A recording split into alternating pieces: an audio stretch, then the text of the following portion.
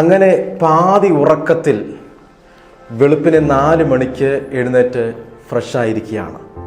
ഇവിടെ വന്നതിന് ശേഷം ഉറക്കമെന്ന് പറയുന്നത് തീരെയില്ല. 4 ദിവസം പിന്നിടുന്നു. 3 മണിക്കൂറൊക്കെ ഉറങ്ങാനായിട്ട് കിട്ടുന്നുള്ളൂ. ഇന്ന് ഒരു ദീർഘമായ യാത്രയ്ക്ക് നമ്മൾ പുറപ്പെടുകയാണ്. കൃത്യസമയത്ത് തന്നെ ഞങ്ങളെ പോർട്ടിൽ കൊണ്ടെത്തിക്കാനായിട്ട് ദൈവഭൃത്യന്മാർ എത്തിയിരിക്കുകയാണ്. അവർ രാവിലെ അവരുടെ വീട്ടിൽ നിന്നും ചൂട് കാപ്പിയൊക്കെ തയ്യാറാക്കിക്കൊണ്ട് ഞങ്ങൾക്ക് തന്നു. തീരം അടുക്കാറായപ്പോൾ കൽക്കട്ടയിൽ നിന്ന് കൊണ്ടുവന്നതായിരിക്കാം ഒരു പഴയ അംബാസഡർ കാറിൻ്റെ മുകളിൽ മീനുമായിട്ട് പോകുന്ന കാഴ്ച, 3-4 വലിയ ചരുവത്തിൽ നിറയെ മത്സ്യങ്ങൾ അത് കാണാനിടയായി തീർന്നു. ഒരുപക്ഷെ അത് കൽക്കട്ടയിൽ നിന്നൊക്കെ ആയിരിക്കാം അത് അംബാസഡർ കാർ കൊണ്ടുവന്നിരിക്കുന്നത്. കൽക്കട്ടയിലൂടെയൊക്കെ യാത്ര ചെയ്ത സന്ദർഭങ്ങളിൽ ഞാൻ ഇതിന് സമാനമായിട്ടുള്ള കാറൊക്കെ ഞാൻ കണ്ടിട്ടുണ്ട്. തൊട്ടടുത്ത ഫിഷ് മാർക്കറ്റിലേക്ക് അതിവേഗത്തിൽ ഓടിച്ചു പോയിക്കൊണ്ടിരിക്കുകയാണ്. അപ്പോൾ അതും താണ്ടി 300 പേർക്ക് യാത്ര ചെയ്യാവുന്ന കറ്റമറിലേക്ക് ഉള്ള അതിലേക്ക് ഞങ്ങൾ പ്രവേശിക്കാൻ പോകുന്നു. ബോർഡിംഗ് പാസ്സൊക്കെ ഞങ്ങൾക്ക് കിട്ടിയിരിക്കുകയാണ്. ഒരു വിമാനത്തിൽ പ്രവേശിക്കുന്നതിന് മുന്നമേ എന്തെല്ലാം സുരക്ഷാ നടപടികളുണ്ടോ അതേപോലെ തന്നെയാണ് ഷിപ്പിൽ യാത്ര ചെയ്യണമെങ്കിൽ അനുസരിക്കേണ്ട നടപടിക്രമങ്ങൾ. ഒരു 25 മിനിറ്റ് അവിടെ ചിലവഴിക്കേണ്ടതായിട്ട് വന്നു. അതിനുശേഷം ഇനി സിംഗപ്പൂരിൽ നിർമ്മിച്ച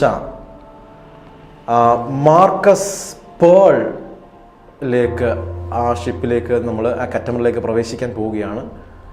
ഇവർക്ക് 3-4 ഷിപ്പുകൾ വേറെയും ഉണ്ട്. ഒരേ കമ്പനിയുടെ തന്നെയാണ്.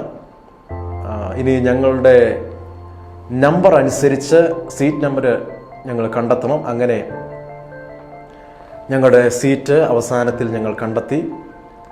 അപ്പോഴേക്കും ധാരാളം പേര് പിന്നെയും ഇതിലേക്ക് വന്നുകൊണ്ടേയിരുന്നു. രാവിലെ തന്നെ നമുക്ക് നല്ല വിശപ്പുണ്ടായിരുന്നു. പ്രത്യേകിച്ച് വിമാനയാത്രകളിലും കടൽ യാത്രകളിലും വിശപ്പ് വളരെ കൂടുതലായിരിക്കും. എപ്പോഴും എന്തെങ്കിലുമൊക്കെ കഴിച്ചുകൊണ്ടേയിരിക്കണം.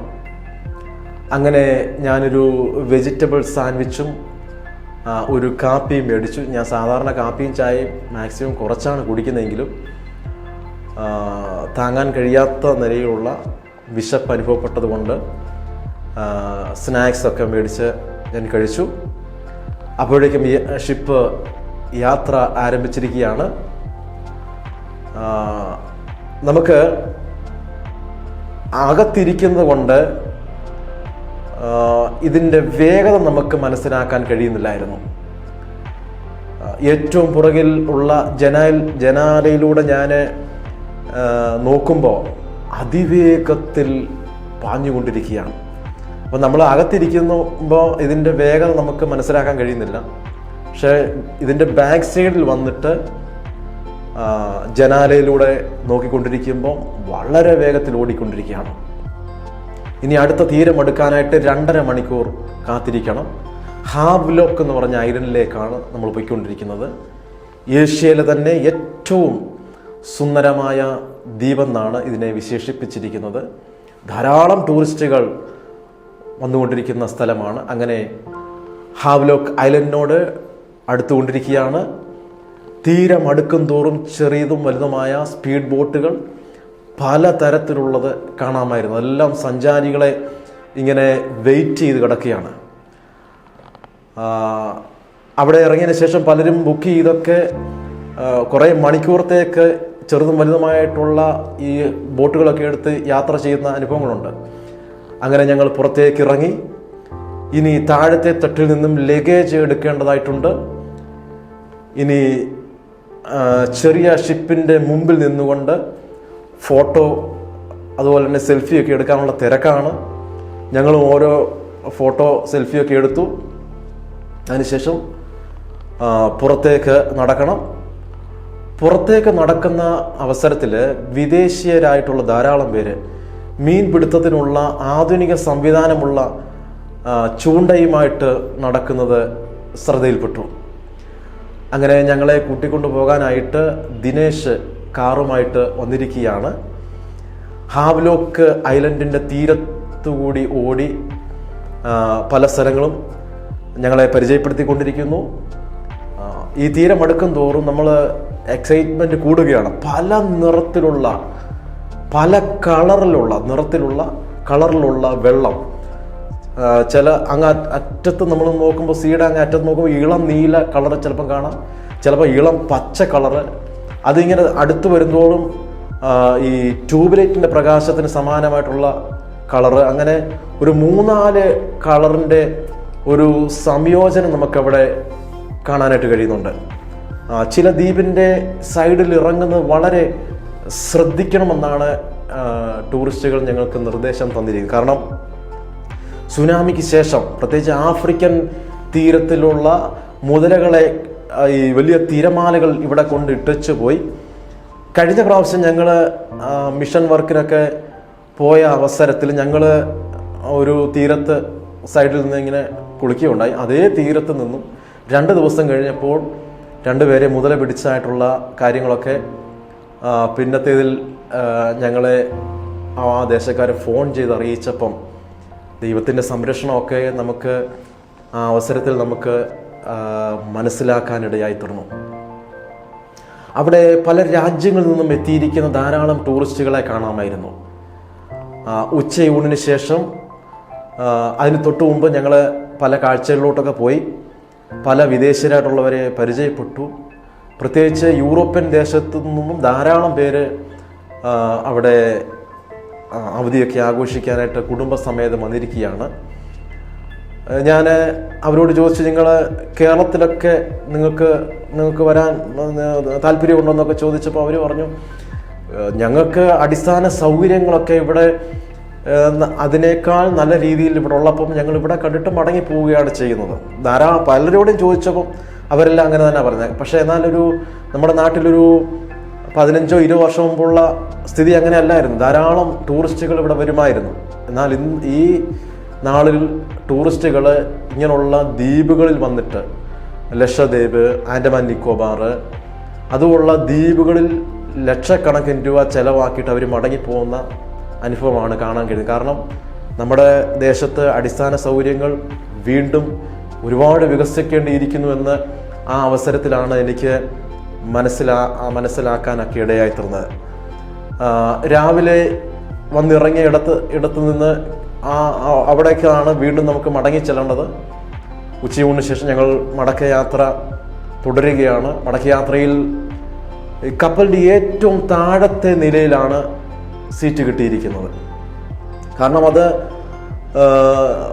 ഏറ്റവും താഴത്തെ നിലയിൽ നമ്മളൊരു കുഴിക്കകത്ത് ചെന്നിരുന്ന് കഴിഞ്ഞാൽ അങ്ങനെ ഇരിക്കും, അതുപോലെയാണ് നമുക്ക് സീറ്റ് കിട്ടിയിരിക്കുന്നത്. കാരണം ഭയങ്കര നിരാശയെ നമുക്ക് പുറത്തെ വിഷ്വലൊന്നും എടുക്കാൻ പറ്റുന്നില്ല. അവിടുന്ന് ഞങ്ങളോട് പറഞ്ഞത് ചിലപ്പം തിരികെ നിങ്ങൾ വരുമ്പം ഡോൾഫിനെയൊക്കെ കാണാൻ കഴിയുമെന്നൊക്കെയാണ്.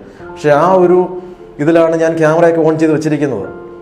ഏറ്റവും താഴെ ഡെക്കിൽ അകപ്പെട്ടു പോയ രീതിയിൽ ഞങ്ങൾ വളരെ ഇങ്ങനെ വിഷമിച്ചിരിക്കുകയാണ്.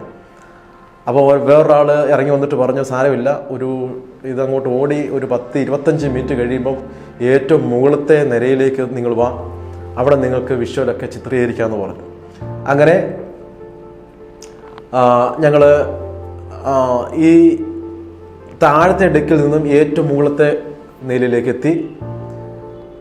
ഞാൻ നേരത്തെ പറഞ്ഞ പോലെ ചില ഡോൾഫിനെ ഈ അവസരത്തിൽ കാണാൻ കഴിയും, ഭാഗ്യമുണ്ടെങ്കിൽ കാണാൻ കഴിയുമെന്നൊക്കെ പലരും പറഞ്ഞു. എന്നാൽ ആ സമയത്ത് നമുക്കൊന്നിനെയും കാണാൻ കഴിഞ്ഞില്ല.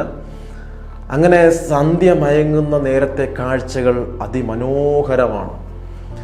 ആ ആകാശത്തിലെ കാഴ്ചകൾ പെയിൻറ് അടിച്ച്, അതായത് ഒരു പെയിൻറ്റിങ് ചെയ്ത് കഴിഞ്ഞാൽ എങ്ങനെ ഇരിക്കും, വ്യത്യസ്ത കളറിൽ ആ നിരയിലാണ് ആകാശം ഇങ്ങനെ കിടക്കുന്നത്. ഒരു ഭാഗത്ത് പാട്ടും ഡാൻസും ഒക്കെ നടക്കുന്നു, പലരും സന്തോഷിക്കുന്നു, എൻജോയ് ചെയ്യുന്നു, യാത്രകളൊക്കെ ചെയ്തുകൊണ്ടിരിക്കുന്നു. അങ്ങനെ ഇരിക്കുന്ന നേരത്താണ് ഫ്രാൻസിൽ നിന്നും കുടുംബസമേതം വന്ന ഒരു കുടുംബത്തെ നമ്മൾ പരിചയപ്പെടുകയാണ്. ഒരു സായിപ്പിനെ മദാമയെ നമ്മൾ പരിചയപ്പെടുകയാണ്. ഈ ഭാര്യയും ഭർത്താവും രണ്ടുപേരും ഡോക്ടേഴ്സാണ്. അവിടുത്തെ ഒരുപാട് വിശേഷങ്ങൾ ഞങ്ങൾ ചോദിച്ചു, പല കാര്യങ്ങൾ ഞങ്ങൾക്ക് പറഞ്ഞു തന്നു. അതിനുശേഷം അവിടുത്തെ സ്പിരിച്വലായിട്ടുള്ള കാര്യങ്ങൾ ചോദിച്ചപ്പോൾ പറഞ്ഞ മറുപടി എന്നെ ഒരുപാട് ചിന്തിപ്പിച്ചു, ഒരുപാട് നമ്മളെ ഒരുപാട് വേദനിപ്പിക്കുകയും ചെയ്തു. കാരണം അവിടുത്തെ അനേകം നാളുകളായിട്ട് നടത്തി വന്നിരുന്ന ചർച്ചസ് ഇന്ന് പലതും അടഞ്ഞു കിടക്കുകയാണ്.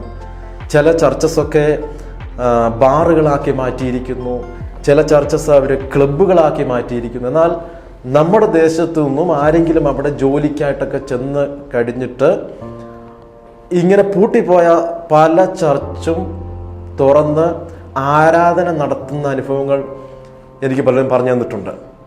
അപ്പം ഇതേപോലുള്ള വിശേഷമാണ് അവിടെ. അപ്പോൾ ഞാൻ ചിന്തിക്കുകയായിരുന്നു, യൂറോപ്യൻ രാജ്യം ഒരു കാലത്ത് ഒരുപാട് മിഷണറിമാരെ അയച്ചിട്ടുള്ള രാജ്യം. അപ്പം ആ രാജ്യം ഒരുപാട് പുറകോട്ട് പോയിരിക്കുന്നു. ചെറുപ്പക്കാർക്കാർക്കും ദൈവവിശ്വാസമില്ല. അവർ പറഞ്ഞ ഞങ്ങൾ ഞായറാഴ്ച ആഘോഷിക്കുന്നത് ക്ലബ്ബുകളിൽ പോകും. ഈ വന്നവർ ക്രിസ്ത്യാനികളാണ്. അവർ അവിടെ ക്ലബ്ബിൽ പോകുന്നു, അവിടെ ചെന്നിട്ട് ബിയർ കഴിക്കുന്നു, അവിടെ കുറേ സമയങ്ങൾ ചിലവഴിക്കുന്നു. അങ്ങനെ എൻജോയ്മെൻറ്റ് കണ്ടെത്തുകയാണ്. ദേവാലയങ്ങളെല്ലാം അടഞ്ഞു കിടക്കുകയാണ്. പലതും അന്യം നിന്ന് പോയതുപോലെ കിടക്കുന്നു. ആർക്കും തന്നെ ദൈവവിശ്വാസമില്ല. ഒരു കാലത്ത് ഒരുപാട് രാജ്യങ്ങളിലേക്ക് മിഷണറിമാരെ അയച്ചിട്ടുള്ള ഈ രാജ്യം ഒരുപാട് പുറകോട്ട് പോയിരിക്കുന്നു. ഇന്ന് സാമ്പത്തികമായിട്ടൊക്കെ വളരെ പുറകോട്ട് പോയിക്കൊണ്ടിരിക്കുകയാണ്. അവിടുത്തെ ഉള്ളവർക്ക് തന്നെ തൊഴിലില്ല. ആർക്കും തന്നെ ഒരു ഒരു ഒരു വലിയ അസമാധാനം. അതിന് പകരം ഇങ്ങനെയുള്ള യൂറോപ്യൻ രാജ്യങ്ങൾ 15, 20, 25 വർഷങ്ങൾക്ക് മുന്നമേ ചെയ്ത കാര്യം എന്ന് പറഞ്ഞു കഴിഞ്ഞാൽ ഒരുപാട് കുടിയേറ്റക്കാരെ അവിടെ കൊണ്ട് പാർപ്പിച്ചു. മുസ്ലിം കമ്മ്യൂണിറ്റിയിലുള്ള ഒരുപാട് കുടിയേറ്റക്കാരെ അവിടെ കൊണ്ട് പാർപ്പിച്ച് ഇന്ന് വലിയൊരു തലവേദനയായി മാറിയിരിക്കുകയാണ്. ഞാൻ പറയാതെ തന്നെ നിങ്ങൾക്കറിയാം. ഈ എപ്പിസോഡ് ചെയ്തുകൊണ്ടിരിക്കുമ്പോൾ തന്നെ 2 ദിവസം മുമ്പ് യൂറോപ്പിലെ ഒരു രാജ്യത്ത് 11 വയസ്സ് പ്രായമുള്ള ഒരു പെൺകുഞ്ഞിനെ കുടിയേറ്റക്കാരനായിട്ട് അവിടെ വന്ന ഒരാൾ, ഒരു മുസ്ലിം വിഭാഗത്തിൽപ്പെട്ട ഒരാളെ കുത്തിക്കൊന്നു. നമ്മളിപ്പോൾ സോഷ്യൽ മീഡിയയിലൂടെയൊക്കെ ചർച്ച ചെയ്യുകയൊക്കെ ചെയ്യുന്നു. ട്രംപ് അമേരിക്കയിൽ അനധികൃതമായിട്ട് കുടിയേറിയവരെ ചെങ്ങലക്കിട്ട് അയച്ചതൊക്കെ നമ്മൾ കണ്ടതാണ്. ചെങ്ങലക്കിട്ട് കൈകാലുകൾ ബന്ധിച്ച് കൊണ്ടുവന്നൊക്കെ നമുക്ക് ഒരിക്കലും അംഗീകരിക്കാൻ പറ്റത്തില്ല.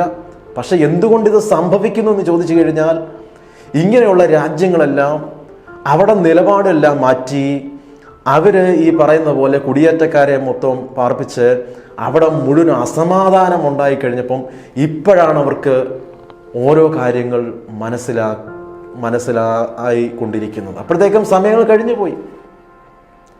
സാമ്പത്തികമായിട്ട് വളരെ തകർന്ന് തരിപ്പടമായിക്കൊണ്ടിരിക്കുന്ന അവസ്ഥ. വെള്ളക്കാരെ പലരെ അവർ ഉപദ്രവിക്കുകയാണ്. എന്താ, അവർക്ക് അഭയാർത്ഥികളായിട്ട് വന്നവർക്ക് കിടക്കാൻ ഇടം കൊടുത്തതാണ്. എന്നാൽ ഇന്ന് സ്ഥിതി ആകെ മാറിയിരിക്കുന്നു. ഈ അവസരത്തിൽ എൻ്റെ മനസ്സിലേക്ക് ഓടി വന്നൊരു വാക്യമുണ്ട്. യെശയ്യാ പ്രവചനം 55-ാം അധ്യായത്തിൻ്റെ 6-ാമത്തെ വാക്യം ശ്രദ്ധിച്ച് കേൾക്കണം. യഹോവയെ കണ്ടെത്താകുന്ന സമയത്ത് അവനെ അന്വേഷിപ്പീൻ, അവൻ അടുത്തിരിക്കുമ്പോൾ അവനെ വിളിച്ചപേക്ഷിപ്പീൻ. ഞാൻ പലപ്പോഴും ഈ വാക്യം വായിച്ചു വിട്ടിട്ടുണ്ട്. പക്ഷേ ഇതിൻ്റെ ഗൗരവം ഞാൻ ഇങ്ങനെയുള്ള യാത്രകളിൽ ഇങ്ങനെ പലരും പറയുന്ന അനുഭവങ്ങൾ, അവർ പറഞ്ഞ അനുഭവങ്ങൾ കേട്ടപ്പോഴാണ് ഈ വാക്യത്തിൻ്റെയൊക്കെ ഗൗരവം ഞാൻ മനസ്സിലാക്കുന്നത്. അപ്പോൾ ഒരു കാലത്ത് ഈ ദേശത്തു നിന്നും മിഷണറിമാരെ അനേക സ്ഥലങ്ങളിലേക്ക് അയച്ച്, പ്രത്യേകിച്ച് നാം ഏഷ്യൻ രാജ്യങ്ങളിൽ, ഇന്ത്യയിലോട്ട് പോലും അനേകം മിഷണറിമാരെ അയച്ച്, ചൈനയിലുള്ള രാജ്യങ്ങളിൽ അയച്ച് കർത്താവിൻ്റെ നാമത്തിന് വേണ്ടിയിട്ടൊക്കെ അവർ പ്രവർത്തിച്ചവരാണ്. ഇന്ന് അതെല്ലാം അന്യം നിന്ന് പോയിരിക്കുകയാണ്. ആർക്കും ദൈവവിശ്വാസമില്ല. ഈ അവസരത്തിൽ ഒരു പോയിന്റോടെ ഞാൻ പറയാൻ താല്പര്യപ്പെടുകയാണ്.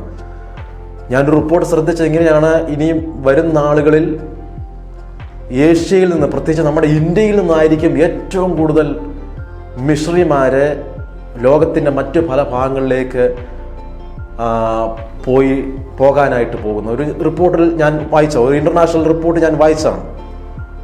അപ്പോൾ ഈ കാര്യങ്ങളൊക്കെ അവർ പറഞ്ഞു തന്ന, ഈ സായിപ്പും മദാമയും പറഞ്ഞു തന്ന അവരുടെ നാട്ടിലെ അനുഭവങ്ങൾ ഒക്കെ കേട്ട് അങ്ങനെ ഞങ്ങൾ ഒരുമിച്ച് യാത്ര തുടർന്നു.